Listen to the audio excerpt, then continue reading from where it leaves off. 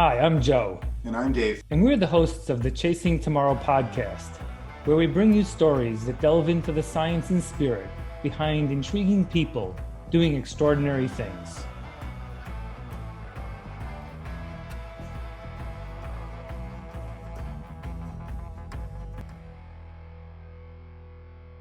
Welcome to the Chasing Tomorrow podcast. This week it's episode 37. We got Will Hayward on the call today, and I'm really excited to talk to Will because I've got a tremendous amount of respect for him. Only 2 weeks ago, Will ended up running the Hong Kong Four Trails Ultra Challenge, which is just under 300 kilometers. I think it's 298 kilometers, but at that point, who's counting? And it's run amongst Hong Kong's historic trails. And in the videos and pictures that I've seen, it's absolutely stunning. I can't wait to talk to him about those trails. He ended up finishing in 66 hours and 59 minutes.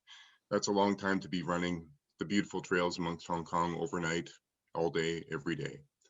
In 2019, he ended up getting the assist at Big's Backyard, where he ended up running 59 hours. And that was, of course, Maggie's win. I was there with him as well, too, and I saw that in my flesh, and I was amazed at Will's perseverance. Will also studied at Yale.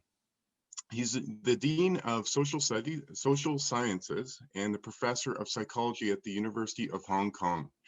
So, that being said, I'm super interested to talk to Will about the psychological aspect of our sport, ultra running, and what makes a guy like Will do what he does. Welcome to the Chasing Tomorrow podcast, Will. Hey, Dave, Joe, thank you. Total privilege to be here. I feel very lucky to be talking to you. Got a tremendous respect for you both. So yeah, really looking forward to the conversation. Thanks. And I think to our listeners, although they'll be listening to this on another day, it's Will's birthday. So we're... Oh, yeah. We committed Happy birthday, Will. Not to share the age, but he runs like he's in his 30s, and and proving that in ultras you can sort of compete at any age, right? I mean, that's I think the magic of this sport, because it's, you know, it brings lots of elements that maybe as we get older we get better at, which we'll talk about in a second. But Will, what I'd love to do for our listeners, so it sounds like you spent some time in the US. Now you're in Hong Kong. You probably might have even started somewhere else. But maybe tell us a little bit about sort of your path to running and how did you find ultra running? Were you a college runner? You know, did you find this a little bit later in life? We always love hearing the starting story. Sure, thanks. Well, yeah, so I come from the South Island of New Zealand, way down in the South Pacific. And had a great kind of, you know, childhood there, growing up in what we call a city, but it's the city of Christchurch. It's only got about 200,000 people, nestled among the Southern Alps. So great, great kind of mountains to play in. The beach is right there, so the coast is right there too. So it's just a great place to be a kid. And you know, I was always active. Like my buddies and I would always be, you know, running around, you know, running, cycling, you know, playing soccer, playing rugby, just doing all those things that kids do. I kind of liked the idea of being a runner without actually having a tremendous amount of talent for it. So I would kind of run around in races, but, you know, not tremendously successfully. When I was 20 years old, a friend and I got drunk at a party and decided, as 20-year-olds do, that it was a great idea to run the local marathon, which was coming in about 6 weeks. So we entered and had 6 weeks to train for it, having, you know, done nothing like that before. Yep. Managed to run a marathon under 3 hours 30 without, you know, much training. So nice, very good.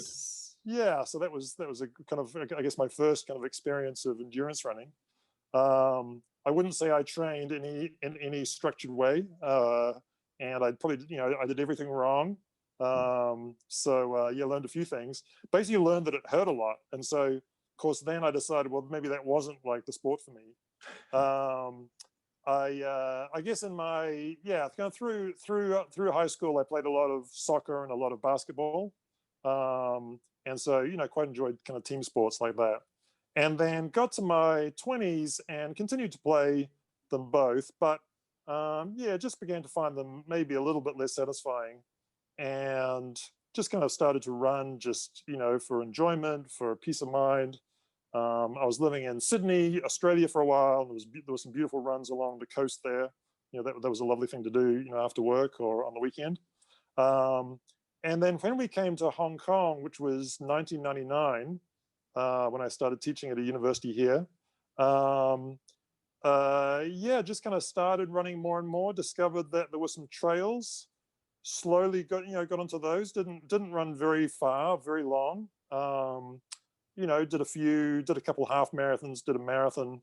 And then it was around the time I turned 40 that, I just started getting the interest in going a little bit longer, and also kind of exploring what trail running was really like. Like I say, I'd kind of run short trail races, but I'd never really run on trails for a long period of time. And actually my first ultra marathon was also kind of an opportunity for kind of tourism as well. I discovered that back in my native New Zealand, in the Fiordland part of the South Island, which is absolutely beautiful. It's mountains, it's fjords, it's lovely. There was a race around one of the great hikes there called the Kepler Track, and I kind of figured that if we went there on holiday, I could probably persuade my family to go because it's a beautiful place to go. I probably couldn't persuade them to let me go away for a week and hike this trail. But if there was a race on it, and the race was like 60 Ks, people were obviously taking like 7, 8, 9 hours. I thought, well, I could probably persuade them to let me do that. So we went down. I ran the 60K trail race. Seemed like just the furthest thing I'd ever done, this huge climb, but it was absolutely magnificent. We kind of climbed up along this ridge. We could see lakes down below us, and the clouds kind of blowing through the mountains. Absolutely beautiful. I threw up, so I had my first experience of what happens to the body during ultra, and finished and kind of had the bug. Even though I felt terrible, decided I was never going to do this again. But the following day, I kind of started looking around to see, well, where else are these these events. And then kind of as I came back to Hong Kong, then that was just when the ultra scene was kind of opening here, and now Hong Kong is like one of the world's best places to be an ultra runner. There's, pre-COVID, there would be like multiple ultra marathons on pretty much every weekend between about October and April, which is kind of the half of the year that you can run without kind of collapsing from heat and humidity. So it's a really extraordinary place to be an ultra runner. And I was kind of lucky to kind of, combine just the point at which I got interested in it was also the point that the whole community kind of emerged. Yeah, absolutely. So Will, what would you say that your main hook was? What grabbed you about the sport? The touristy portion, the journey portion, just the opportunity to see the world. What was the main hook? Yeah, I think it's a really interesting question. I think what's interesting about it is it keeps changing. So I do think the first time I did it, it was really, I thought the idea of, spending time in the mountains would be nice, but running was really kind of just a vehicle to be able to do that in a shorter amount of time than if I was, going on what I thought was what normal people did, which is that they hiked, stayed, camped for a few nights and this kind of thing. So the running was kind of just a vehicle to do that. But then along the way, I kind of discovered, a lot of kind of interesting things about, endurance, about our limitations, doing something that I thought was so hard, running 60 Ks. And then once I achieved that, I was like, oh, well, could I do 100 Ks, and then before you know it, you're running, around in circles at Big's backyard, and and the time just seems to go. So so I kind of that side of it, and I'd say also the the kind of the mindfulness side of it was something I never really expected to get into, but I do find it tremendously helpful just for my mental health, just to have a period, just doing some kind of practice, right? And lots of people do lots of different kinds of practice. It doesn't really matter what you do, but for me, this one, where I'm not focused on what I'm doing tomorrow, I'm not focused on what I'm doing yesterday, I'm just focused on trying to avoid that rock and step over that tree root, and how high is that next hill going to be, and that keeps me in the moment, and I find that's really, really powerful. Just go back. I just want to go back on Hong Kong a minute, because I'm sure many of our listeners have not been to Hong Kong and don't realize how hilly it is, and also how tropical it can get. But there's a lot of up and down in Hong Kong. I've been a couple of times, and you're like, oh, wow, this is like living in the middle of a mountain. Yeah. I mean, it's a really interesting kind of topography.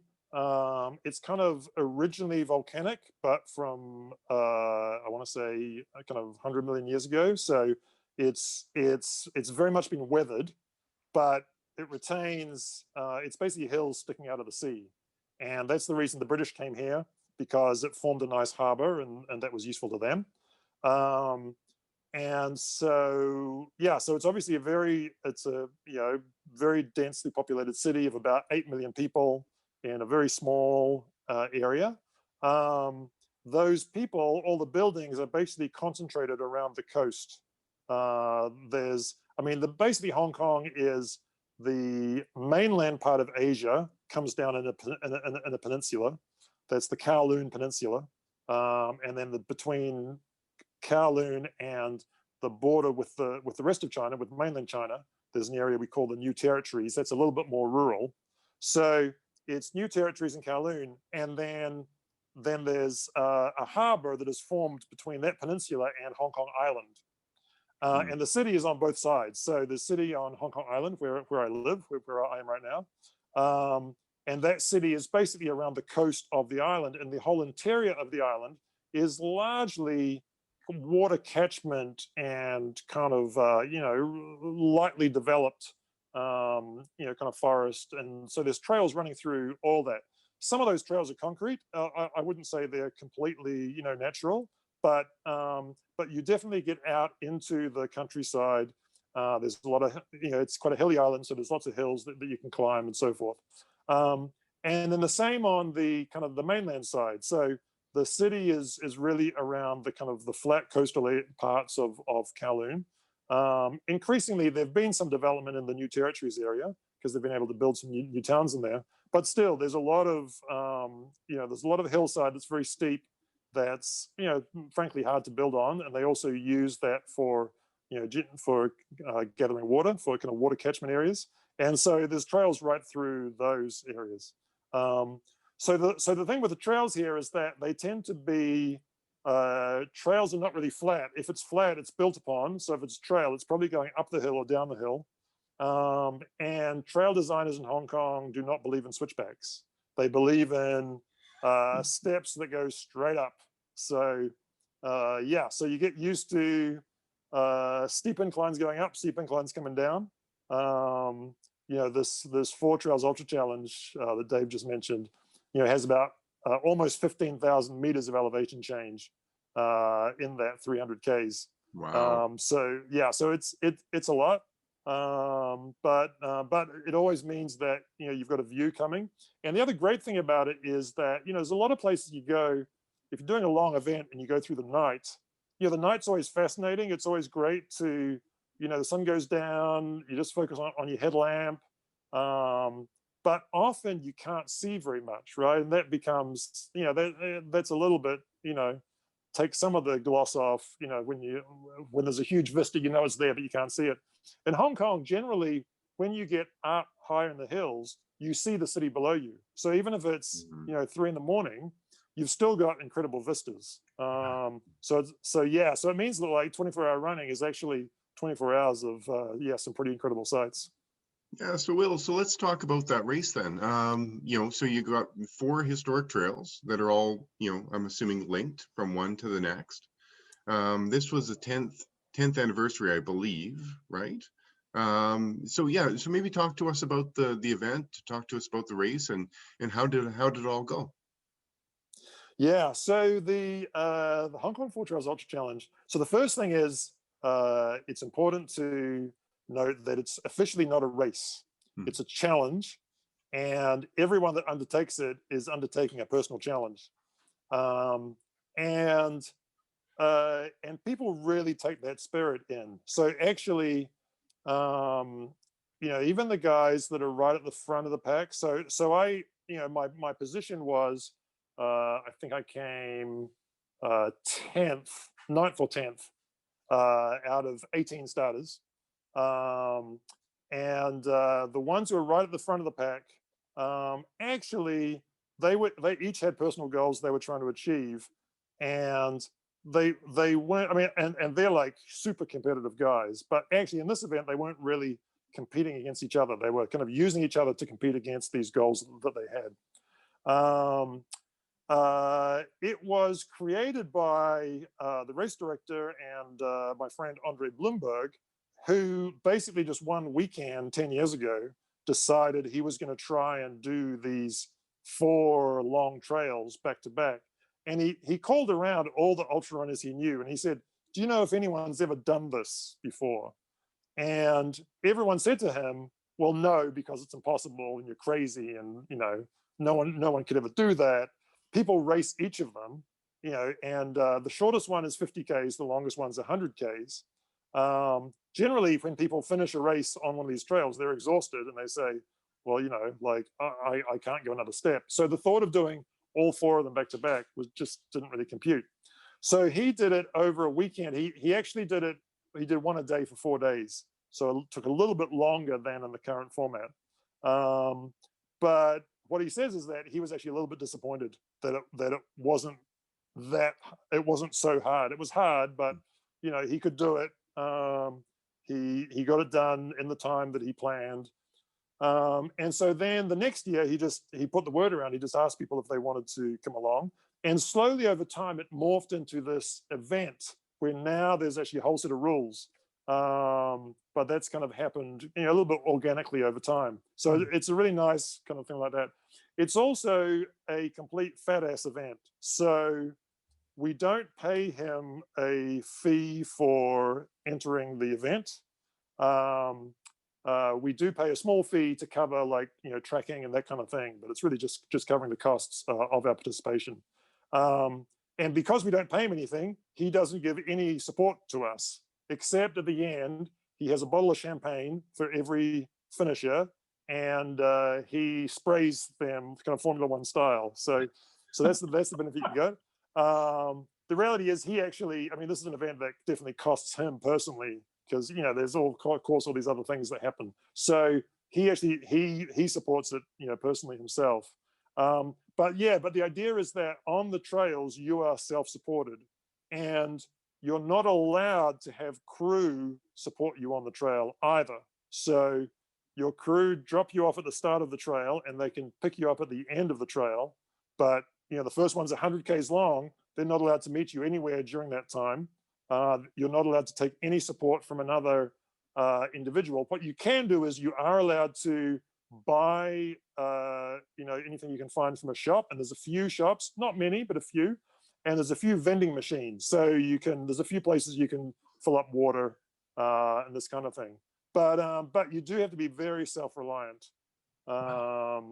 And so so that's obviously one of the challenges. And over time, he's a little bit influenced by Laz and Barkley, in the sense that he's tried to over time make it a little bit more difficult. Not quite to the same extent that Laz has done. But for example, 3 years ago when I did it, we could use polls, we could use music. This time we were not allowed either of those. So so it becomes a little bit more difficult. Now, the other thing that you mentioned was, okay, there's 4 trails. So you do the first trail, that's 100 Ks long, you get to the end of it. Where's the next one? Well, the answer is actually the next one's quite a long way away. And so you need to get between the trails. So that's why you have a crew. So your crew meets you at the end of one trail. and they drive you to the next trail. And that takes anywhere from, the shortest one is about 20 minutes. There's one that's about 45 minutes.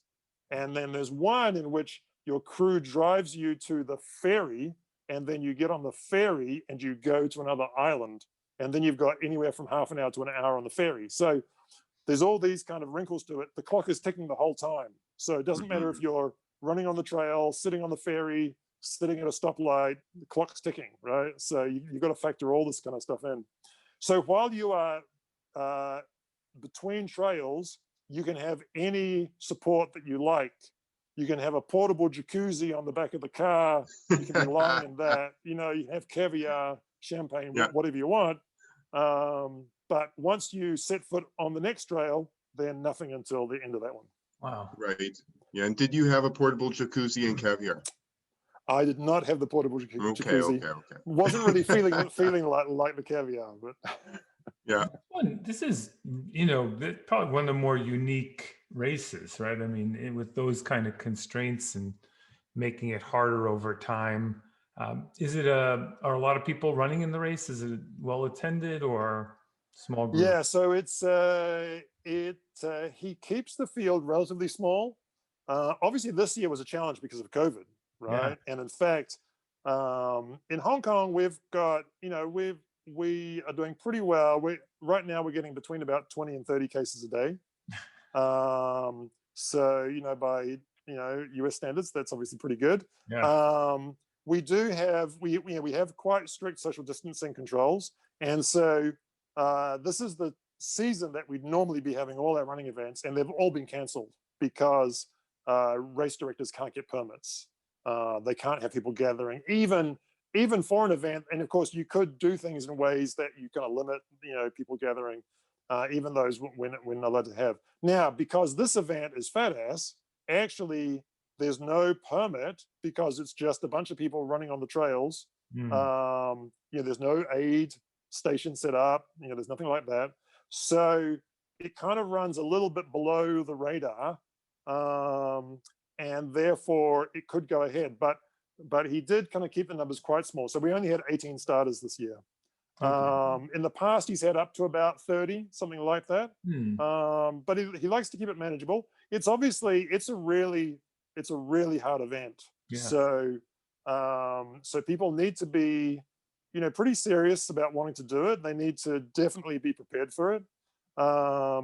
And so, you know, the number of people that actually want to do it, that can do it, you know, it's not a huge number. So that kind of keeps numbers down a little bit. But having said that, it has been growing in profile. And I know, you know, he does have quite a lot of people, you know, that want to sign up for it. He's also very keen to try to have equal numbers of men and women doing it. He's never quite had parity, but he's certainly had a lot of success at bringing more women into the event. So he tries to do things like that too, to make sure that there's plenty of opportunities for women that want to run, that can come in, that they feel that this is something that, yeah, they can definitely achieve. And the, you know, definitely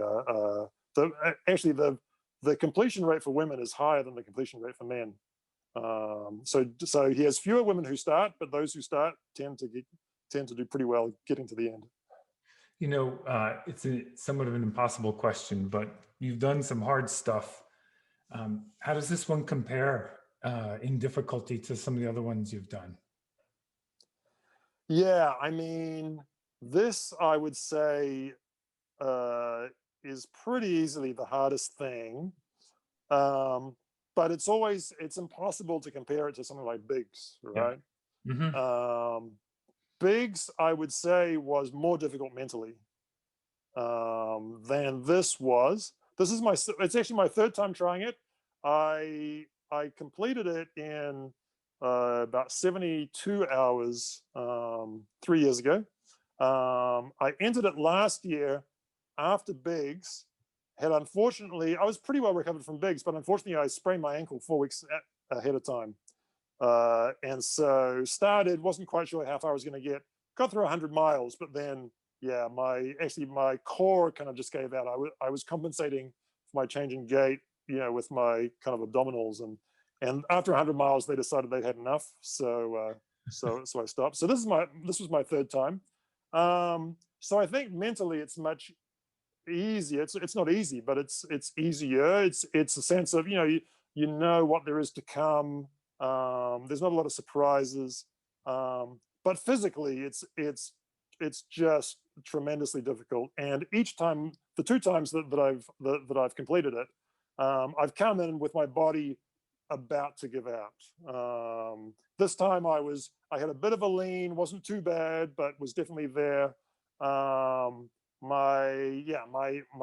core was definitely very strained. And that's not so much from the distance, it's from the vertical ups and downs. Yeah. And the last thing you do, so the last trail is on this island. That's where you get the ferry to. You do a 70K loop. The last 27 Ks of that, you go over about 5 mountains, and you go up to about 1,000 meters. And actually the last about 15 Ks, you go up to 1,000 meters, down to about 400, back up to about 900, and then down, and do this final kind of descent into where the finish line is. And just those two last descents just absolutely destroy the body. So that is definitely physically the most difficult thing. Bigs is another thing, so we can maybe talk about that as well. Yeah. So let's get into that, because let's face it, Will, everything that you're talking about when it comes to the volume and not only the courses, but the structure of the events, it's all mental. I mean, there's difficult mental and then almost impossible mental. So, but I want to get into that later, because of course, I'm talking to a professor of psychology here and somebody who does exceptionally well at the sport. So I want to get into the whole psychological nature of all that for a second. But let's back up a little bit, back to 2019, because you had an incredible event at Biggs down in Bell Buckle, Tennessee. You ended up running for 59 hours and brought Maggie her assist. I think you ended up falling asleep on the course or something, leaning against a tree, or I would love to hear that story. But walk us through Biggs a little bit back in 2019. I don't know if that was a big stepping point in your running career, but tell us a little bit more about that. Just remind people again, some new listeners who might not understand the format. Oh yeah, absolutely. So what Biggs Backyard is it's a 4.18 mile or 6.7 kilometer looped course every hour on the hour. So what happens is, I was at the race with Will, and what ends up happening is there's a bell that rings on the hour of every hour, and you empty the corral and you run out onto the course, and you then have to complete a 6.7 or 4.18 mile loop within the hour. And so if you finish in 55 minutes, you have 5 minutes at the end of your loop to sit down, eat, drink, go to the washroom, do whatever you're going to do. But then there's a 3-minute warning, 2-minute warning, 1-minute warning, and you need to be back in the starting corral again for when the next bell rings, and you again go and do it. And really, it's a last person standing event. So one person wins, everybody else loses, and it's a tremendous dumpster fire, really, to be able to see that and really find your end. So Will found his end at 59 hours. I think you end up falling asleep on the course on the 60th hour or something rather. So Will, tell me about that event and maybe walk us through how the 2019 Biggs worked out for you. Yeah. Well, I mean, it was so interesting because, as you can probably tell from the things I've been saying, the reason I got into ultras was to run up and down mountains. That's what I kind of enjoy doing. That's a really interesting challenge. And then but of course, as I did that more and as I did longer events, I just got kind of pulled a little bit into the world of kind of ultra running more generally. And I started hearing about this thing called Biggs Backyard. And I heard about it, I guess the first time was 2017, when Harvey and Guillaume went for almost a day, just the two of them running around and around and around. And it sounded so crazy that you couldn't help but be kind of drawn in and want to know what was going on. And so yeah, so I was definitely following, the next year, when Courtney and Johan, and Gavin, ran a lot, like a long time, together, and then Johan had this crazy story where he hadn't slept for like 3 days before the race, and then he got to the race, and yeah, incredible. So these people just seem like larger than life characters, and but it's intriguing, right? Because as you're listening to these, these are like, great athletes, running around. But it doesn't seem that hard. Like I can run 6.7 Ks in an hour, and I'm pretty sure I could do that for a second hour. So, so there must be something to this. Like there's some riddle, there's some mystery. And so I became quite interested in that. And it just so happened that another friend here, who's a race director, got a golden ticket for Biggs to have a race here. So the winner of this race in Hong Kong was going to go, get a ticket to go to Biggs. So I entered, not specifically because I was desperate to go to Tennessee, more just because, oh, good, this format that I've been interested in, there's going to be a race here. I can experience it. I don't even have to travel. I can see what it's all about, right? And some other friends here were like great runners were also in it, and I assumed that one of them would win, but maybe I can do 24 hours, see how that goes. So yeah, so we kind of started off running around, and I actually found, even though it was the first kind of loop based event I'd ever done, I found it really intriguing, and I didn't really get bored. I kind of just kept running. The first part, we were all happy, chatting, everyone felt good. And then slowly everyone started feeling bad, and all the talk kind of slowed down. But still, yeah, it was just really interesting going then through the late evening into the night. But basically, within about maybe 18 or 19 hours, there were only two of us left. And we were running completely different schedules. I was starting a little bit faster, but Alfair, who I was running against, was really methodical, taking the exact same amount of time for every loop, having a short break. And so, yeah, so we just kind of kept, going through it. And in the end, we both had pretty much had it by 24 hours. And we both were trying to persuade the other one to keep going, because we knew that someone has to go an extra loop to win the event. And in the end, Alfair persuaded me that I should do that. So he quit at 24. I did an extra loop for 25, and won the event. And with that, got a ticket to go to Tennessee. So, so running 25 loops, doing 104 miles or so, it's certainly a reasonable effort. It's not going to win you Biggs, right? I mean, half the field or more gets through 100 miles. So when I went to Biggs, it was just like, I've run Western States before. When Jim Walmsley won, I think the first year he won, like when he ran like 14:30, I took like 23 hours. So when I got to the start line, I was excited to be there with all these great runners. It was like, it was a great vibe. But I didn't really feel like I was competing against them. I was just there for my experience, right? And they were all there for, for their experience. So I felt the same way about Biggs. I was like excited. Wow, like, Maggie's going to be there. Dave Proctor's going to be there. All these like big names are going to be there. Guillaume's going to be there. Like this guy, I'd followed his race like a couple of years earlier, So yeah, so all these people that I kind of had, knew about, were going to be there. So yes, I was totally excited to get there, just kind of hang out, meet some of these people. And I kind of assumed I would run maybe, 30 hours, 36 hours, earn my seat by the campfire, drink some Tennessee moonshine, and then watch these crazy people running through till who knows where. And as it happened, I just turned out to be one of those crazy people that kind of kept running. So yeah.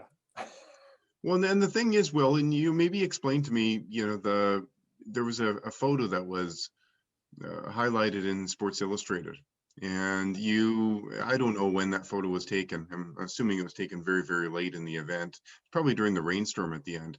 But you looked like you lost half your body weight, and you're curled over and your clavicles are sticking out and you could see every rib, and you looked on, the look on your face was that there was pure death.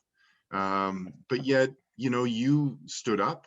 Well, you didn't really stand up, you know, your crew pushed you to the Pick me start up. line and you continued every lap. So tell us about that. I mean, you know, I'll be honest with you there. I finished one place behind you at third in that event, and I saw you at 20 hours in, 24 hours in, and I thought, well, Will doesn't look so hot, and you know, he's gonna be out in a couple hours, but yet, you know, you were there until 59 hours. So tell me about that grit and determination, and that, like, what's in your mind in those minutes? Yeah. Good question. I mean, it was kind of a changing motivation through the event. I felt pretty good through 24 hours. You know, I mean, that was, like I say, I was trying hard not to have a goal. I knew if I have a goal, when I reach that, it'll be very tempting to quit. But the reality was, yeah, I kind of found myself thinking, you know, 30 to 36 hours is, you know, that's a long time. That's a lot of miles. And, you know, that's a good, honest performance. You know, I can go home, if I've run 36 hours, I can go home, hold my head high. No one's going to say, oh, that was really disappointing. So I felt pretty good at 24. That gets you through 24 hours, obviously. Then, so now you're into the second day. You haven't slept the first night. That was fine. I've gone through lots of events through one night. I've never had a problem. So that was no problem. Started the second day. And you know, the format of the event is that during the day you're on Les's farm running these trails, the beautiful trails, you know, through the trees. It's lovely. Nighttime you're on the road outside his house. It's pretty boring. And I found I did struggle a bit through the night, not really through tiredness, but just through, oh, I've got to go back, you know, just run down to the end, turn around, come back, you know, again. So what I found myself was on that second day, running through the trails, still quite enjoying myself, starting to get a bit sore, starting to get a bit tired. The dark thoughts in my head were, do I need to do another night? Like, you know, I'm not going to get through a second night with no sleep. You know, I've never run this far, you know, before. Yeah. So if I'm going to quit during the night, why don't I quit now? Like, wouldn't that be a sensible thing to do? So I told my crew in the middle of the afternoon on the second day, guys, I'm dropping. Like, you know, that's enough. I'm done. Now, unfortunately, there was a flaw in my plan. The flaw was I told them before the event, don't let me quit. Right. And so when I came in and said, hey guys, like I'm going to quit, they're like, why? Like, you know, keep going, like do another loop. That's what you came here to do. You know, you said you would. And so, you know, I said, well, let's, you know, we'll talk about it next loop, right? So we had this conversation a few times at the end of each loop, you know, during that afternoon. And then my memory is that it was like going to the last loop of that evening, and they said, all right, well, look, do this last loop, come in, we'll talk about it, you know, and if you want to quit, you can quit. I was like, okay, good. So I did that loop. It was getting dark, came in, ready to have this conversation, ready to say, okay, that's it. And my road shoes were there, you know, my you know, the kit for the night was all there. And they just started getting me ready, and I was like, wait, what? Are we going to have a conversation? So they just put me on the road, and before I knew it, I was just running that road again. And I guess the other thing that was happening was that while they were talking me into still going, you know, people were dropping. So they were like, oh, you got to do another loop. You're going to be in Les's Dirty Dozen. Like, you know, that's a special thing. And oh, now you're top 10, right? And you know, and people that, you know, like Gagnon, who I totally, you know, idolize, you know, he dropped it like 23 hours. So a lot of really, you know, very highly respected people were now they're the ones sitting by the campfire. And so that, yeah, that did kind of inspire me a little bit to keep going. But the thing that I that I really started to feel was my motivation for myself, has kind of come to an end. Like I've proven to myself I can keep going for quite a long time. The pain is kind of now stronger than that motivation, but I've got some added motivation now, which is that my crew want me to keep going. These guys, they're friends of mine. They've driven down from DC. They put themselves out for me. They want me to keep going. Am I going to quit on them? Like, that seems a pretty Right. terrible thing to do. Right. So then I started to, I really kept going that second night for them. And then the crazy thing that happened was, okay, so I go all night. Now it's just four of us: Katie, Dave, Maggie, and me. I can't believe I'm in the top four. And then Katie drops, and now it's the three of us: Maggie, Dave, and me. And I can honestly say, Dave, that at that point, even though there were only three of us left, it didn't cross my mind for a second that I would not be the next one to drop. I assumed I was just running, like, basically keeping you and Maggie company. And then at some point I was going to stop and you guys were going to go, like, forever. And I've never been as surprised in my life as when I ran past you kind of walking up to Les's house. Cause like literally, you were so, so even, so strong the entire event. You looked so smooth as you're running, and running through Les's trails. I mean, you'd always been like way ahead of me, and then I was just happy to be on the same trails. So to kind of see you and come past you, I was like, whoa, like that was definitely not something that I was expecting. Mm-hmm. So that was a huge surprise to me that I ended up in that role of Maggie and me. So I wasn't kind of staying in the event because I thought, I can take this title, I can take these guys, because I looked terrible, I was feeling terrible. I was just thinking, well, let's just do one more. And so when it got down to Maggie and me, then I kind of had a third motivation, which was that, well, now it's really down to me how long this event lasts for. Like, I can quit now or I can quit in 5 hours time. But if I quit now, it's done. Everyone goes home. Like, people seem to be enjoying this. Maggie wants to keep running. And I knew, like, she was, as you know, right, she was keen to keep going, through that third night. So it's actually kind of a, commitment to Laz, to everyone there, to Maggie. I just felt like I should just keep running as long as I can, just to kind of keep this thing going. And somehow managed to keep going through that entire, that third day. Yeah, and I remember we got a big rainstorm that came in, and yeah, Will, I remember that moment specifically. I was running well, and then of course I started not running well very quickly. And yeah, I remember going up that slight hill, and you passed me, and I was walking very slowly. And you looked up, you looked down, you looked up, you looked down, you looked up again, and you're like, "Hey, Dave," and I said, "Oh, hey, Will." And it was a funny exchange. I know you had a lot on your mind, and I had a lot on my mind as well too. It's amazing that, as always says, it's easy until it's not, and then it crumbles very quickly. And so tell me more about the crumbling. So 67 or sorry, 57, 58, 59 hours in. How did it end?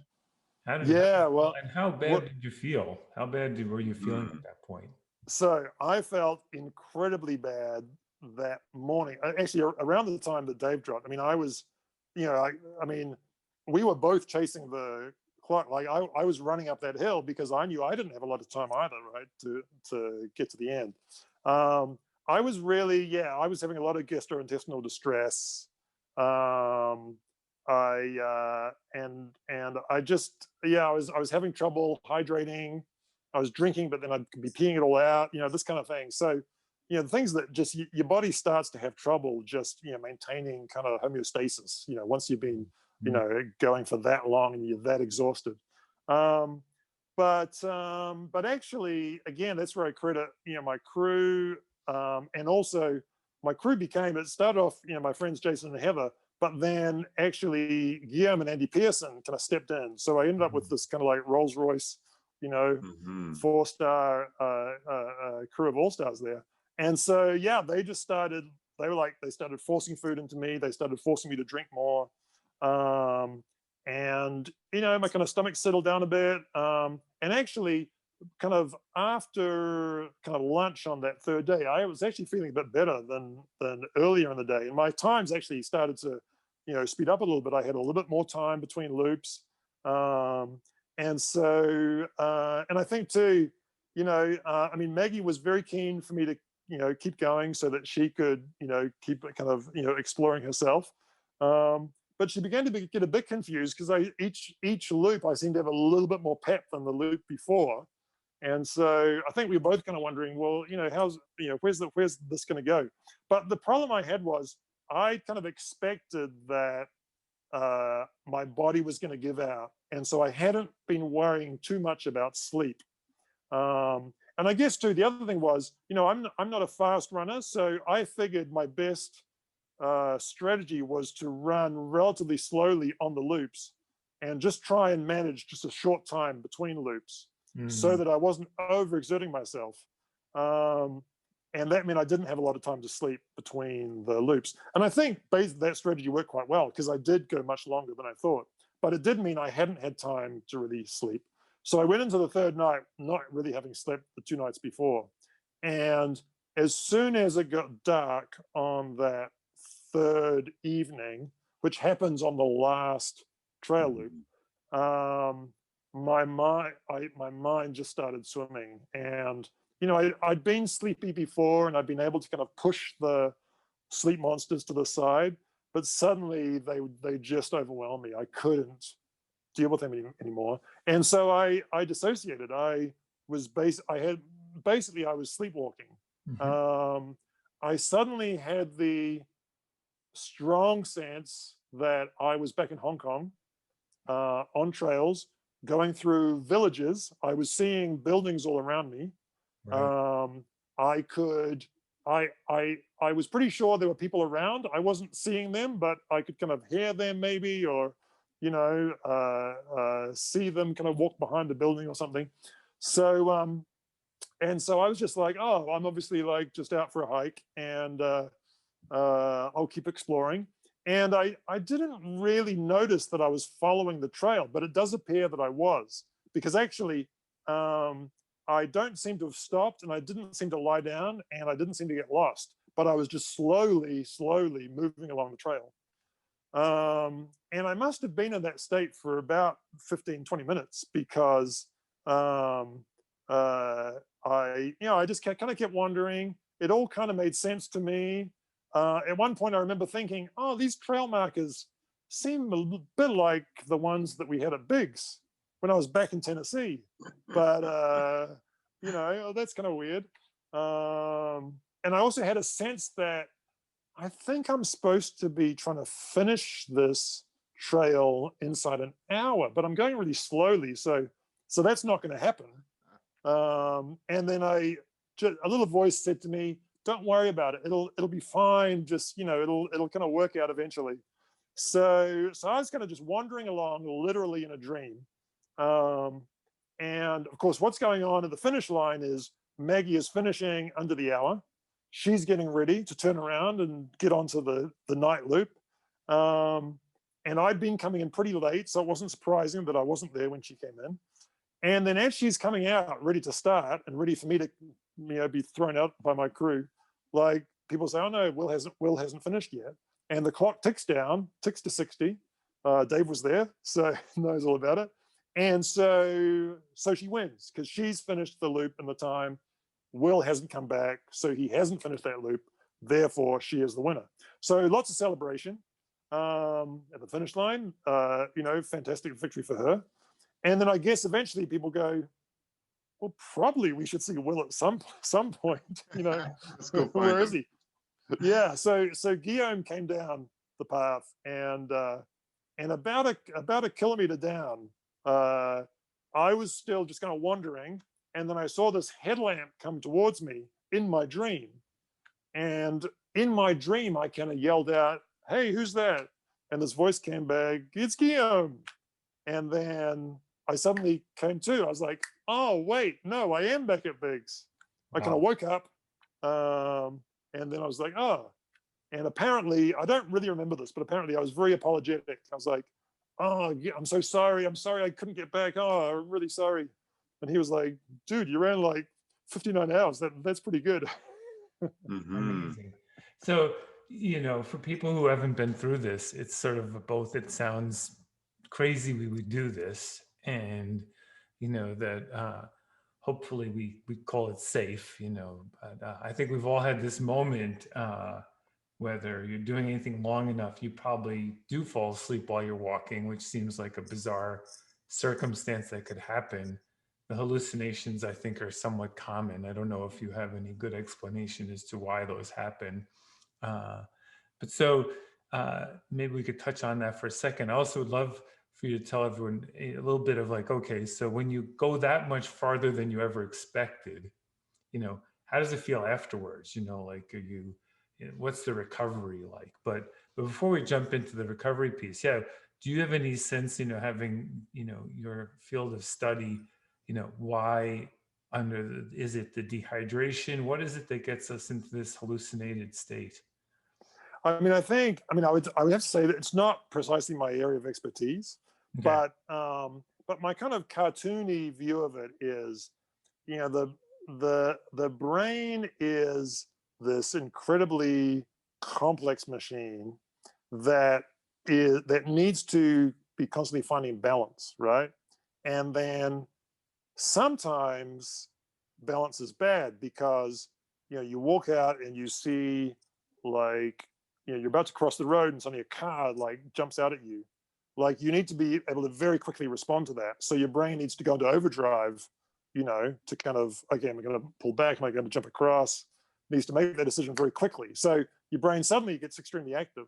So then, having done that, it then needs to come back to normal, right? Equally, like at nighttime, when you want to rest, actually, you don't want your brain to be like, just kind of churning away. You want to actually come down to like an even, more kind of resting state. But then when you wake up, you want to come back up to normal. So your brain is kind of constantly doing these cycles of trying to kind of keep some kind of like, kind of moderate amount of activation. But sometimes it needs to get kind of more activated. Sometimes it needs to get less activated. So it's in some sense in balance between these things. So some parts of your brain are kind of trying to be more activated, and some are trying to be kind of more depressed. And then through a balance of the two, you come to normal. And obviously, if you have an imbalance, that can lead to mental illness, right? If you kind of if that cycle is not able to kind of get you to the right place, then you can enter into different sorts of mental states, and that can be quite distressing and traumatic, and lead to illness. So my sense with hallucinations, and the thing that seems to happen to me, is that through sleep deprivation, I think I kind of burn through the process that dampens down my brain. And so all of a sudden, my brain is finding all these connections and things that that if it happened to you kind of normally, you would say maybe you're a bit paranoid, like, oh, well, that thing and that thing, it's just coincidence, but you kind of see them as, oh, no, that's a real thing. That's like a message being given to me. So 3 years ago, when I did the Hong Kong 4 trails, I had very dense hallucinations. I remember walking up a street on this third night, and there were street lights shining through trees. So there were shadows everywhere. And the shadows were all people. They were all people standing on the road, having a cigarette, waiting for a bus, waiting to talk to me. And it was all my brain taking these little elements, these little shadow elements, and putting them together in some form that had meaning, right? And the parts of my brain that would normally be saying, hey, no, that's stupid, like, that's not true. That system was all frazzled, right? It was all fried. Right. So the kind of the more kind of paranoid part of the brain was taken over. When I did the Tahoe 200 on my first and second night I had all these hallucinations. By the third night, I finally convinced myself that there weren't all of these people and structures and animals in the woods with me. I finally got sort of normalized against that, to your point. Like, I was like, okay, there was enough times when it happened that you finally realize, okay, that tree is not a house, kind of thing. And but it's fascinating how real it is when you're in the middle of that, when you're especially by yourself and you're like, wow, this is amazing, and in its own sort of technicolor kind of way. But then this dissociative state that I got in at Biggs is kind of another step, though, because with the hallucinations, you see them and you can think they're real or you can think they're fake, but they're happening in reality, right? I know I'm walking up this road and I'm seeing these things. In the dissociative state, it was like suddenly it was like being in a virtual environment where like everything was suddenly changed. I really wasn't in the place I actually was. Like mentally, I was somewhere completely different. I mean, I've heard Johann Steen talk about it in Vol State. He had a similar experience. He kind of sat down in this kind of, I don't know, somewhere maybe like a cemetery or outside the 7-Eleven or something, and he just was somewhere else. And he had to. It took until another competitor came and started talking to him to kind of break him out of it. And I think that was also, quite a long period of time. So I think it is something about that kind of extended period where you're not sleeping. Your brain is just desperate to be turned off, and the switch kind of gets like half flicked. Right. It doesn't flick off, but it kind of flicks you into a different place. Amazing. Well, and Will, so knowing that, having the background that you have, and going through what you've gone through when it comes to all the races and all your the mental struggles that happen invariably in every single race. Why still ultra running? It doesn't sound like you're at all even close to being done, if not you're only starting. Why ultra racing for you in your life at this time? I mean, that's a question that I always try and answer myself, and I don't think I have the answer to it precisely. I think my wife has some hypotheses. I think that I enjoy the process of running. I enjoy the process of moving. I've always liked being outside. I enjoy running like a 5K. I'm terrible at it. I'm super slow, but I enjoy that. I enjoy running, 20K. I enjoy running 50K. They're all different. They're all different sort of experience. So I don't think running, Big's Backyard or the Hong Kong 4 trails, they're not necessarily better experiences than other. I don't enjoy them more than running 5Ks. In some ways, I'd probably enjoy them less because I hurt myself a lot more. But they are. There is something in that going through the first day and the first night, and then you're exhausted. So in this 4 trails event, we do 100K. It's a hard 100K. It's like about 4,500 meters elevation across the 100K. You get to the end and you are tired. Like no matter how fast you do it, how slow you do it, you're tired, and you're like a third done in terms of distance and less in terms of time, because you're just going to slow down. So it's so interesting. You want to stop, but you just keep going, and you find you can keep going. You're not going as fast as you think you should be able to. You probably don't feel great, but you can keep going. And it's so interesting to kind of experience that, to get to the point at which you feel like you should stop, and you feel like at some level you're not going to be able to keep going, but then to demonstrate to yourself that you can. Like that's a really powerful lesson that you learn, that I do think, it's a lesson that transfers outside ultra running, right? That, a lot of these things that we do that we think there's no way that I can do that thing. Well, is that true, or is that just a limit you've put for yourself in your mind? The only way you can find out is by is by putting yourself out there, seeing whether you can do it. Sometimes you can't do it, right? So it's not like magically, oh yes, everything is, it's limits are just an illusion. No, there are real limits out there, but you don't really find what they are until you put yourself in the position of finding out. I think it's an empowerment journey around our own self-control. So much of our life is out of our control. There are factors in whether we're born into an environment or lived a certain place or found a certain circumstance. But in these isolated ways, we're able to sort of explore something that's harder to explore in life, which is under a system I'm mostly controlling.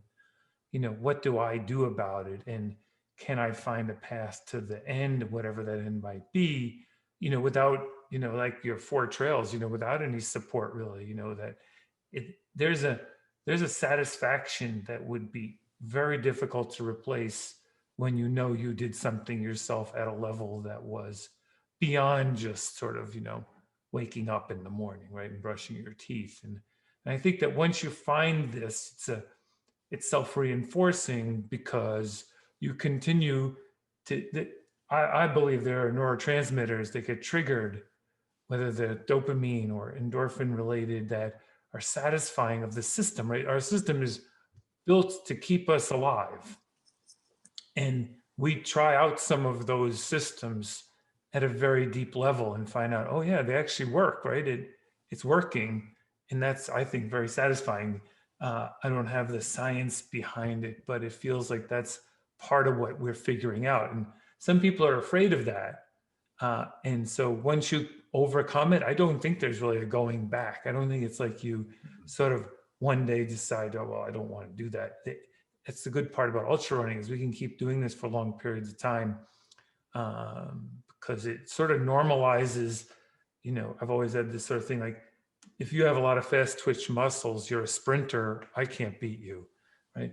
But ultra running can allow you to normalize some of the pieces that you might not have, and you can perform very well. I mean, like you did at Biggs, that's an incredible demonstration because that format almost normalizes out the people who are really fast.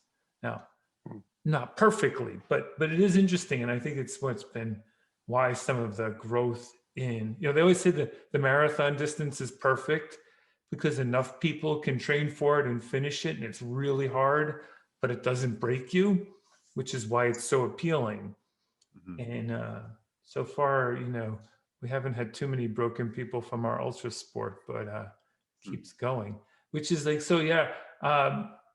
Your recovery, like off of these races, is it days, weeks? I mean, are some of them harder than others to recover from? Like if you go 59 hours like that, was that I didn't run again for another month. What happened afterwards? Yeah, I mean, so this last one, I took a week off and I did nothing. And then the second week, I did a couple of things. I had like a run for, a friend of ours who said he passed away a year ago. We just kind of went out for just 8Ks and had some drinks at the end. So I definitely wanted to be there for that. That was actually the first run I'd done since 4 trails. And yeah, and actually I felt, body felt fine. Still felt deeply tired, but the legs worked. They kind of got me up and down the hills, no problem.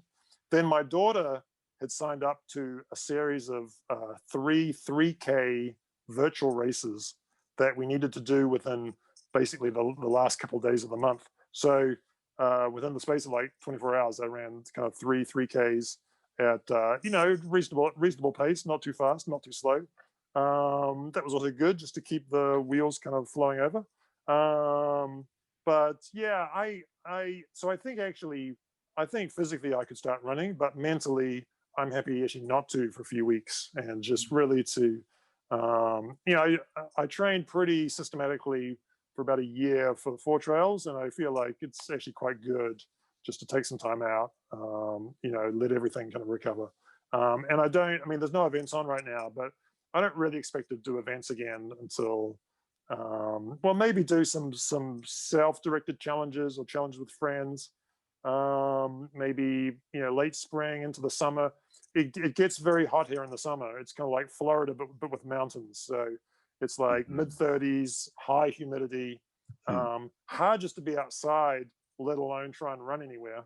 But actually, that becomes a really interesting challenge in itself. So you have to realize you're not going to set your kind of Strava CRs, but you can get out, you can run, just have to take lots of water, take it slowly, be sensible. So you can have a lot of fun out there, even in summertime. But so it'll be a few months before I do much that's really getting back into running. Are you going back to bigs? I am hoping definitely to get back to bigs this year. I mean, the cast of characters there is just incredible, and to be able to be part of that, I mean, was definitely something that I feel I would love to be part of. The reality is, though, that currently in Hong Kong we have quarantine requirements, and it's likely if those are still in October, probably I wouldn't be able to get enough time off to go do the event and come back in quarantine and then get back to work. So it's going to depend on the time course of the pandemic and all these kinds of things. A little bit beyond my control. That's fine, as you said, right? The reason we get into these events is because it's something that we can control. That's great, and I think it's really helpful too, that because of course when you're running an ultra, there's lots that you can't control. You can't control the weather. You can't control whether something, that thing goes in your knee, or whether the lamp that you bought stops working, or all these things. And so I think we do become good at focusing on what we can control, not worrying about what we can't, just dealing with that. So so it's the same with bigs. I'd love to be there, really hope to. If I'm not, I'm not. That's the way it is, Yeah, and I'm in the same boat as Will as well too. Up here in Canada, we have quarantine requirements, and if bigs was happening next week, I couldn't go. I couldn't get enough time off in order to quarantine and pay a lot of money to stay in a hotel for weeks following leaving the country and then coming back in and things, which is responsible for governments to do that. But yet, the timing might work in October and it might not, right? So, but I think, Will, you're onto something there when it comes to events happening, races. They're starting to come back. They're coming back in a smaller fashion. The more smaller events and simple and maybe even staging events where you can end up having 10 runners leaving a start line at once. I know there's a lot of different permits up here in Canada that are kickstarting. There's a lot of people wanting to go do FKTs and go have these significant challenges that they're putting upon themselves. If there's no race, if there's no party, create your own. So yeah, Will, what's next for you? Are you planning any specific FKT? What's tomorrow for you? I don't have anything planned right now. I mean, I miss races because races are a chance that everyone gets together. You see them on people on the start line, you see them on the finish line, you see them as you're running through. It's a great social event. I really enjoy that, and I miss that. At the same time, I would say, last year when all the races stopped, I had a lot of enjoyment from either challenges that I devised myself or challenges that a couple of friends were doing, that I then kind of joined into. There was kind of another event started here which is not quite at the same level as the 4 trails, but people started basically putting these 2 races together. One is 100 Ks and one is 70 Ks. They're on the island where the 4 trails finishes. And so there's big mountains. It's quite rural out there, so there are some beautiful, beautiful trails. And so you do this back to back. So it's basically a fat ass 100-miler. And I did that in September. It's still super humid. There's actually, we've got a lot of snakes here. Some of them are quite poisonous. The snakes were all out. A lot of the trails were overgrown. You couldn't see where you're putting your feet. It was pretty terrifying, to be honest. But really good. It was actually great training for 4 trails because went through 2 nights. The environment was very, difficult. So you're really putting yourself at discomfort and then having to push through, and really got a lot out of that. And that was just a couple friends just doing it for laughs. So yeah, so I do feel like I'll start up with some, there's kind of lots of different sorts of challenges that people are putting together here. I'll start doing some of those in a month or two. And that's probably the next 6 months of my running is doing a few of those. And hopefully by the time we get to autumn, the weather will cool down, and hopefully at least the pandemic will be under enough control that we can start up some races here, and then, again, just do that. But like for me, I mean, I'm really not a competitive runner. I'm a runner that wants to explore, my personal challenges. At a place like Biggs, that actually got me right through the field, to the second last person. It's something like 4 trails. It got me about halfway through the field. Sometimes I do better. Sometimes I'm slower. That's actually not really why I'm doing it. I'm doing it to see what's the experience like for me. Can I make some challenge that I had? I mean, for 4 trails, I was trying to finish under 60 hours because there's a little bit of a difference. If you finish under 60 hours, you're officially a finisher. If you finish after 60, you've got until 72, and then you're a survivor. So I've officially survived 4 trails, but I haven't yet finished 4 trails. And of course, that's something I would like to do. That's not like when about halfway through, I realized, okay, I'm behind my splits. I'm not going to finish. I wasn't devastated. It was just like, well, no, I'm gonna try and survive. That was what the experience became, and I was very, very satisfied to be a 2-time survivor. So yeah, so that's what's in it for me. And so actually, these kinds of personal challenges can be very, very meaningful. I think that's a perfect way to end. We really appreciate your, for the other listeners, Will's doing this on Sunday evening, and it was Sunday morning for Dave and I. So we appreciate you doing this on your birthday. A happy birthday to you. And we look forward to, this pandemic cleaning up and maybe getting you back to Tennessee in the fall, and all of us having some fun together. So happy birthday, Will. Thanks for being on with us. Hey guys, thank you. It's been really entertaining. Really enjoyed it. Thanks for having me on.